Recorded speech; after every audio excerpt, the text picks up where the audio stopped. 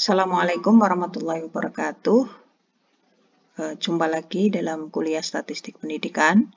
Tema kita hari ini adalah tentang ukuran variabilitas atau penyebaran data.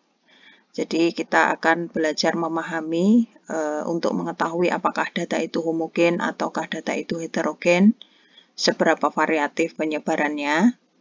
Setelah kita kemarin belajar tentang ukuran pemusatan data, di mana data itu terpusat. Nah, langsung saja kita pahami dulu pengertian dan jenis dari ukuran tersebut. Nah,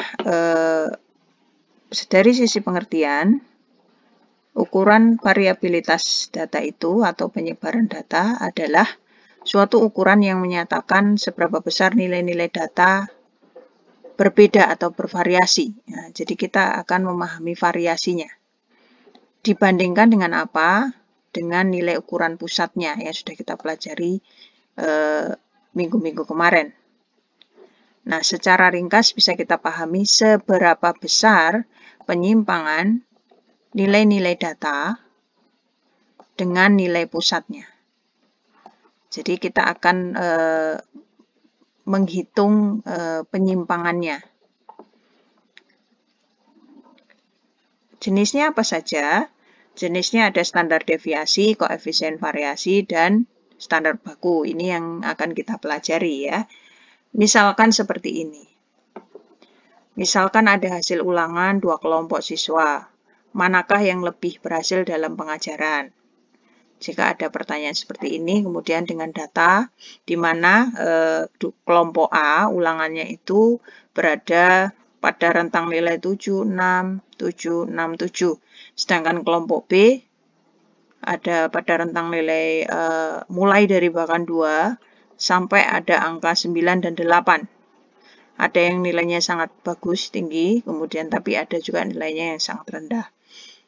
Nah, secara rata-rata jika kita hitung nilai pusatnya kalau menggunakan rata-rata maka 6,3 untuk kelompok A dan 6,3 juga untuk kelompok B. Rata-ratanya sama. Lalu bagaimana jika ada pertanyaan manakah yang lebih berhasil? Nah, maka kita dapat mengambil kesimpulan bahwa kelompok A lebih berhasil dalam pengajaran. Sebab apa? Nilai ulangan siswa kelompok A lebih homogen. Kenapa lebih homogen? Dia lebih mendekati, angka-angkanya ini lebih mendekati nilai pusatnya, 6,3 ini. Jadi misalkan angka 6 ini mendekati 6,3. Angka 7 juga mendekati 6,3. Nah, dibandingkan dengan siswa kelompok B, walaupun ada yang nilainya 9, tetapi ada juga yang nilainya 2. Artinya tidak rata tangkapan hasil pembelajaran pada kelompok siswa B. Nah, dengan demikian kesimpulannya kelompok A lebih berhasil dalam pengajaran dibandingkan kelompok B karena datanya lebih homogen. Jadi lebih mendekati ukuran pusatnya. Kemudian kita masuk ke satu jenis ukuran variasi data tersebut, variabilitas data yang tadi. Jenisnya kan ada standar deviasi, koefisien variasi, standar baku. Nah, kita masuk ke yang pertama ini, yang standar deviasi. Kita pelajari dulu ya. Jadi standar deviasi atau simpangan baku. Apa itu?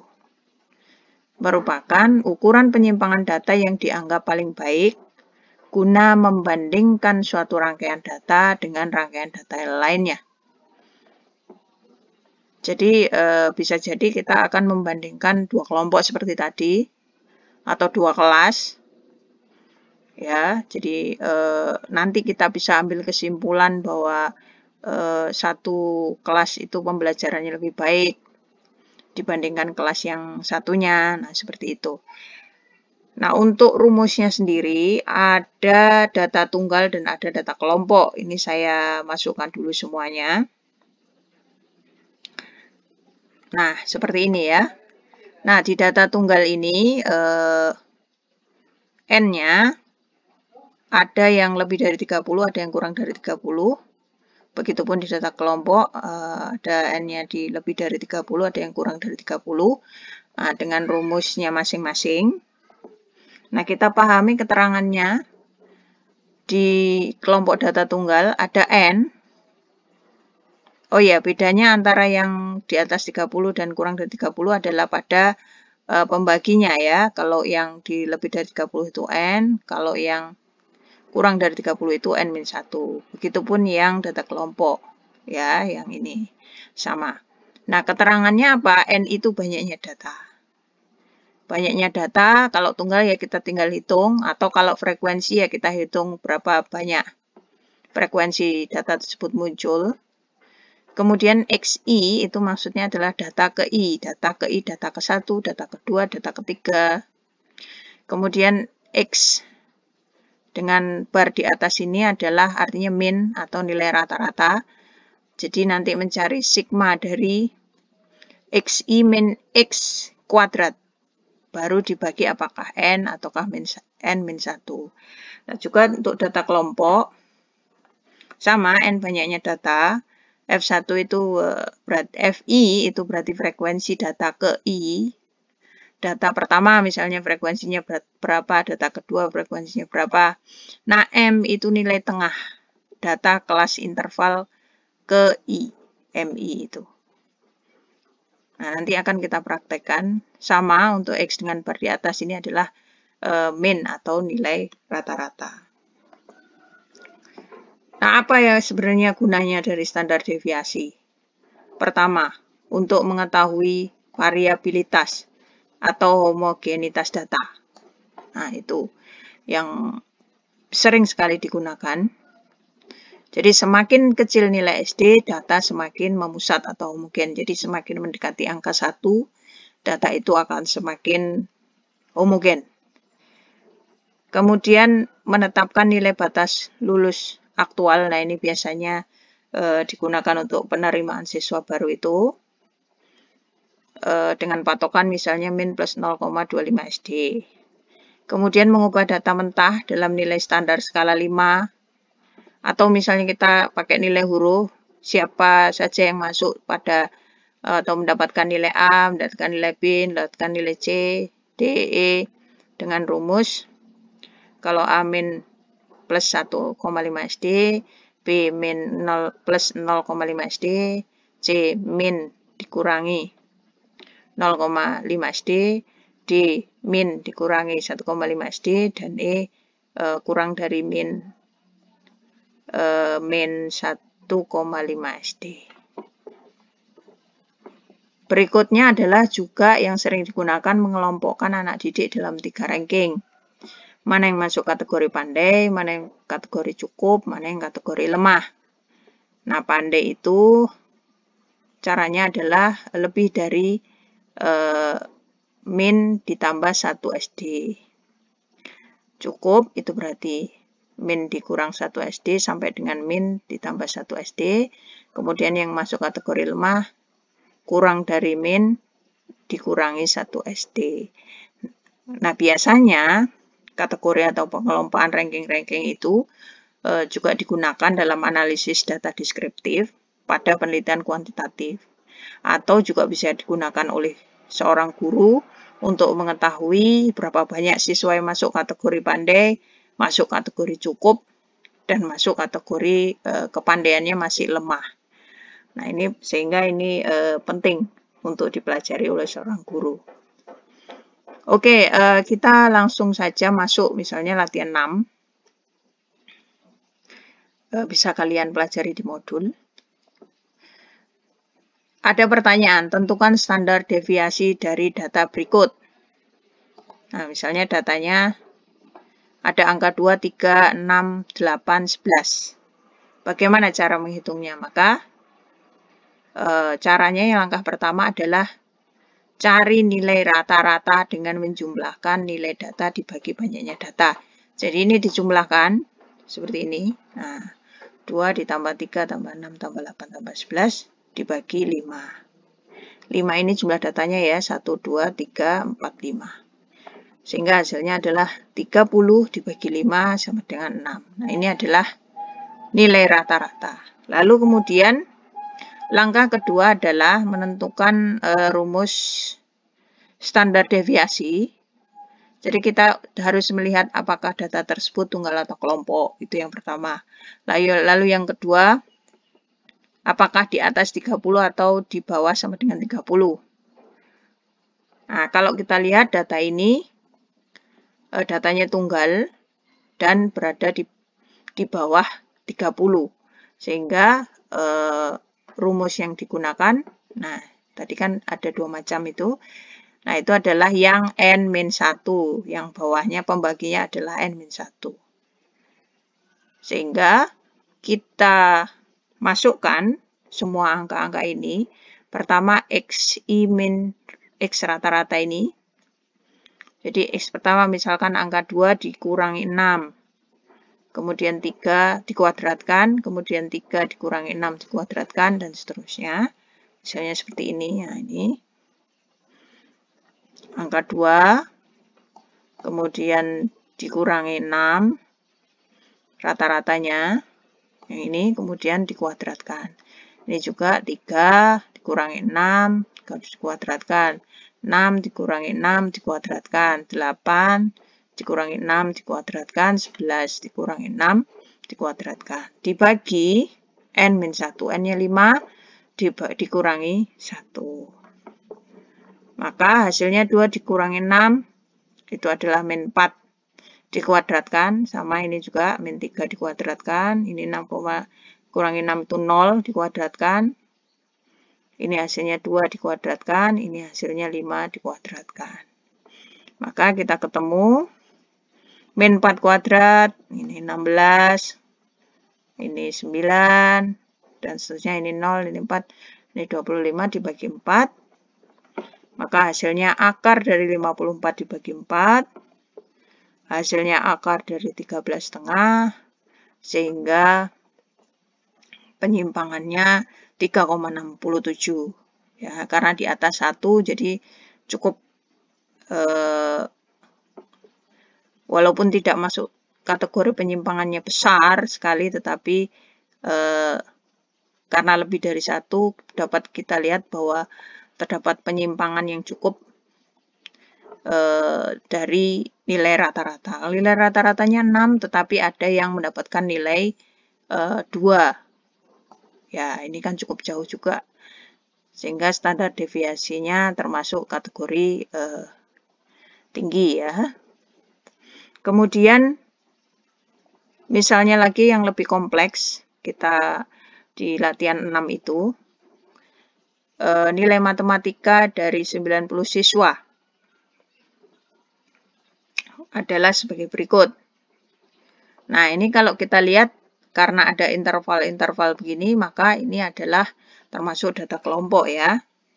Maka jika ada pertanyaan, hitunglah standar deviasi dari data tersebut. Apa yang kita lakukan? Langkah pertama kita buat tabel, karena kita perlu menghitung seluruh komponen dari rumus standar deviasi. Jadi tabelnya adalah seperti ini ya. Nilai itu berarti nanti nilainya berapa saja ini kita masukkan, frekuensinya nanti juga kita masukkan. MI itu adalah nilai tengah.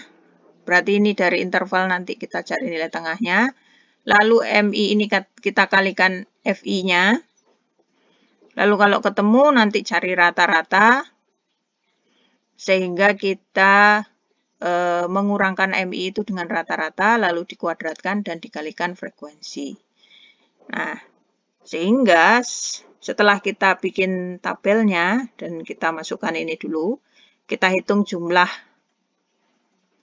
frekuensi N-nya ini ya, jumlah frekuensi atau N. Nah, akan 90. Lalu langkah kedua kita cari nilai rata-rata. Seperti yang sebelumnya tadi. Kalau mengukur standar deviasi, yang pertama kali kita cari adalah nilai rata-rata. Nilai rata-ratanya adalah perkalian dari sigma F kali FI kali MI. Jadi ini nanti dikalikan ini. Ya, sehingga kita cari nilai ini dulu. Nilai tengah dulu dari interval ini. Nah, misalkan ini ada angka 31, kemudian 32, 33, 34, 35, 36, 37, 38, 39, dan 40. Nah, dari sini kita bagi menjadi 2. Nah, ini ada 1, 2, 3, 4, 5. Di sini juga 5 kan? 1, 2, 3, 4, 5. Sudah tengah-tengahnya berarti di sini. Nah, kalau ini angkanya 35, maka tengah-tengahnya adalah, dan ini yang setelahnya 36, ya 35 ditambah 36 dibagi 2. Atau langsung saja kita bisa putuskan bahwa karena ini tengah-tengahnya antara 35 dan 36, berarti ya 35,5. Nah, itu adalah cara mencari MI ini ya. Jadi nilai tengah dari interval per kelas ini. Per kelas interval ini. Sehingga kita masukkan tadi 35,5 dan bawah-bawahnya. Nah, ketemu. Ada 35,5, ini tengah-tengahnya dari 41 sampai 50, ini adalah 45,5. Ini berarti 55,5, yang ini berarti 65,5, dan sampai 90 sampai 100 ini adalah 95,5. Nah, selanjutnya kita kalikan nilai frekuensi dengan MI ya, FI dengan MI. Jadi ini kita kalikan sehingga hasilnya berapa. Ini sama ya, sampai seterusnya dikalikan hasilnya berapa. Nah, hasil hitungnya adalah seperti ini. Sehingga kemudian ini kita jumlahkan mulai dari 284 tambah 910 sampai tambah 95,5 ini. Sehingga ketemu sigma FI kali MI. Nah, ketemu yang ini. Nah, sehingga kalau sudah ketemu N-nya dan sudah ketemu sigma FI-MI-nya, kita masukkan dalam rumus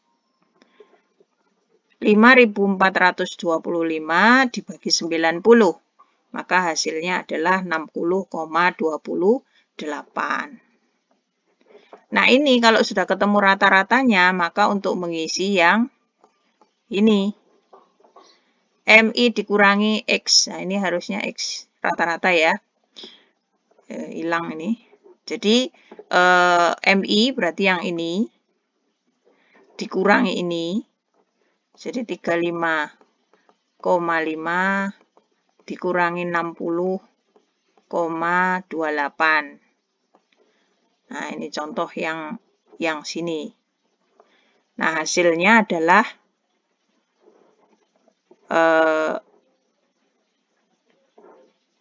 nah, nanti supaya kita dapat yang ini kan ya, tadi. Jadi, langkah ketiga ini masukkan dalam rumus SD, sehingga ketemu, karena kita mau nyari FI kali MI min X.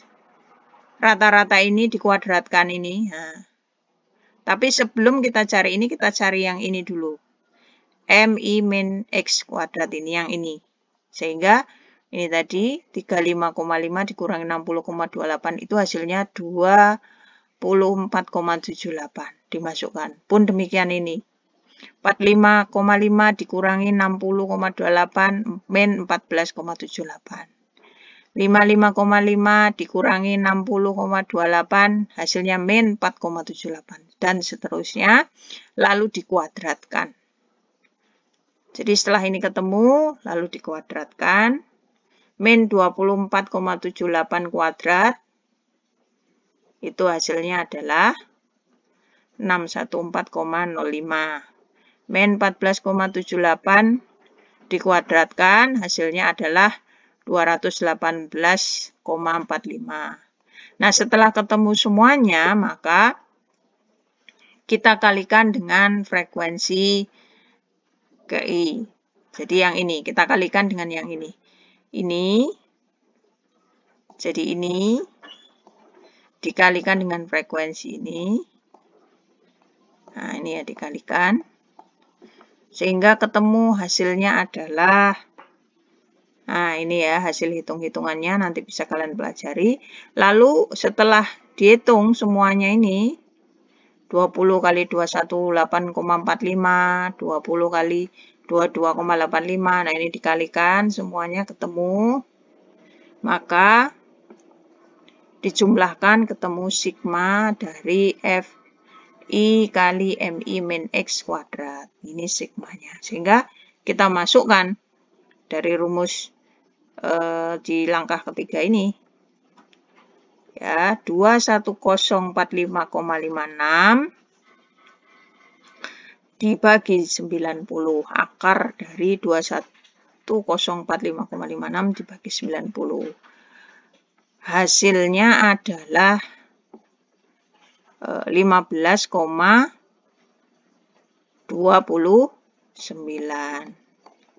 Nah, ini adalah cara menjawab kalau tabelnya adalah datanya data kelompok. Lalu misalkan ada contoh lagi, kalau misalnya datanya adalah tunggal tetapi dalam bentuk tabel frekuensi. Misalkan nilai matematika dari 35 siswa kelas 6. Bagi berikut. Nah, lalu ada pertanyaan, hitung standar deviasi dari data kelompok B. Kemudian ada tambahan pertanyaan, dari data kelompok B berapa jumlah siswa yang menduduki ranking atas, tengah, dan bawah. Berarti kategori pandai, cukup, dan lemah, gitu ya.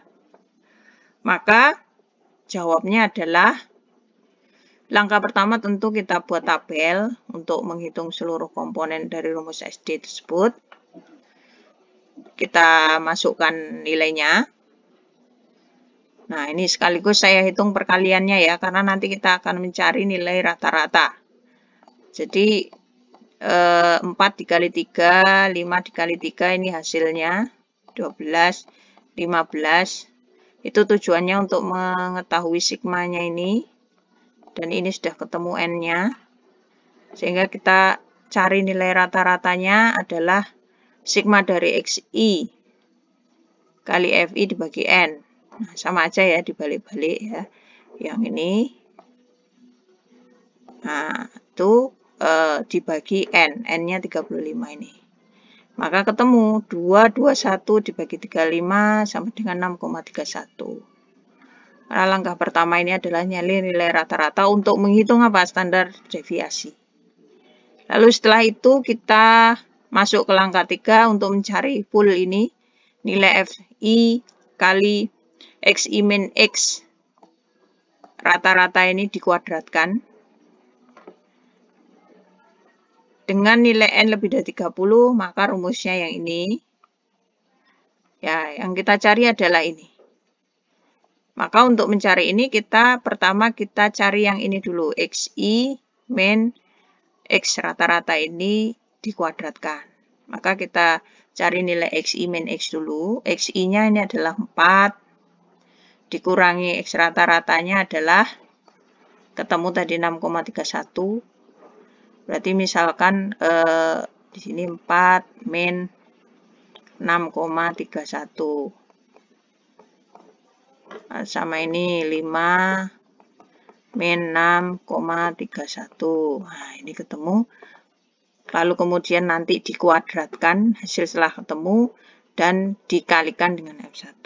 Maka langsung saja saya hitungkan.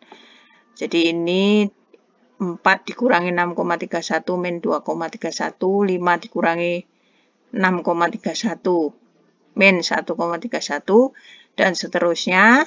Lalu hasilnya ini dikuadratkan. Jadi ini dikuadratkan, hasilnya adalah ini. Min 1,31 dikuadratkan jadi 1,72. Lalu dikalikan frekuensi ke I. Jadi ini dikali ini. Dikalikan ya. Nah, hasilnya adalah ini. Begitupun bawahnya ini dikali ini, hasilnya ini. Ini dikali ini, hasilnya ini. Dan seterusnya ya, sampai ketemu sigma dari F1, Fi kali Xi min X.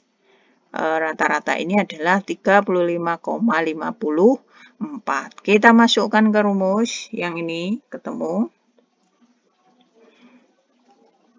Akar dari 35,54 dibagi 35, yang ini berarti N-nya, hasilnya adalah akar dari 1,02. Berapakah? Kita hitung, yaitu 1,01. Nah, itu tadi ketemulah SD-nya. Nah, sekarang pertanyaan yang terakhir tadi adalah mengelompokkan anak didik dalam 3 ranking. Ranking atas, tengah, atau bawah. Atau kita bisa namakan pandai, sedang, dan lemah. Caranya adalah pertama, yang pandai itu berada di antara di atas min plus 1 SD. Maka minnya adalah 6,31. Dimasukkan plus 1 kali 0,1 ini. Dikalikan, ketemunya adalah lebih dari 7,32, kita bulatkan menjadi 7. Nah, berapa yang memiliki nilai di atas angka 7? Kita lihat, saya hapus dulu supaya nggak bingung. Nah, kita lihat dari nilai N-nya itu, yang mendapatkan nilai 7 adalah, di atas 7 adalah, ya berarti yang mendapatkan nilai 8. Ada 2 anak. Nah, kita masukkan. Jadi ada 2 anak yang masuk kategori pandai. Lalu yang masuk kategori atau memasuki ranking atas. Lalu yang kategori sedang. Min dikurangi 1 SD sampai dengan min ditambah 1 SD. Jadi berada antara rentang nilai itu ya. Sehingga kalau kita hitung min dikurangi 1 SD itu minnya adalah 6,31 dikurangi 1 kali 0,1 sama saja ya, 6 dikurangi 1. Ini hasilnya adalah 5,3. Kita bulatkan menjadi 5 sampai dengan 7,32 ini perhitungannya sama dengan yang atas ya, min plus 1 SD ya ini. Jadi langsung aja kita masukkan 7,32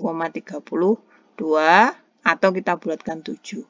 Berarti berapa anak yang masuk kategori rentang nilai antara 5 sampai dengan 7? Maka ya antara 5 sampai dengan 7 kita jumlahkan 3 ditambah 11 ditambah 16. Kan 5, 6, 7 kategori ini masuk kategori sedang. Itu ada jumlahnya adalah 30 anak. Ini kalau kita jumlahkan. Jadi yang masuk kategori sedang ada 30 anak. Kemudian yang masuk kategori lemah atau yang rankingnya di bawah. Itu caranya rumusnya adalah kurang dari min dikurangi 1 SD, yaitu kurang dari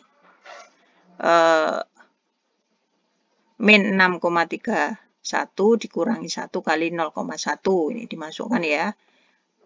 Sehingga kurang dari 5,3 atau kita bulatkan kurang dari 5. Berapa yang nilainya kurang dari 5? Tentu yang nilainya 4. Itu ada 3 anak. Jadi ada 3 anak yang nilainya lemah atau nilainya kurang dari angka 5. Nah, itu tadi pembelajaran kita tentang standar deviasi. Akan kita lanjutkan minggu depan untuk ukuran variabilitas data yang lainnya. Semoga bermanfaat. Wassalamualaikum warahmatullahi wabarakatuh.